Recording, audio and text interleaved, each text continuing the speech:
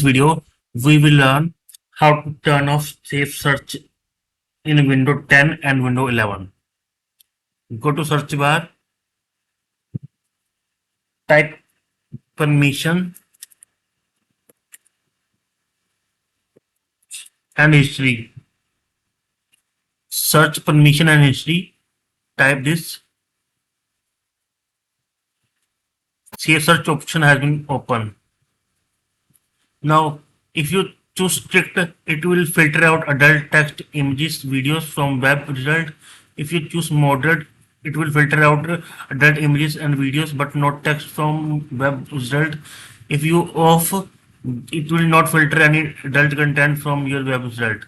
You can choose according to your requirement. Then after that, your web will show result according to your search. That's all in this video, guys. In this way, you can turn on or off Safe Search.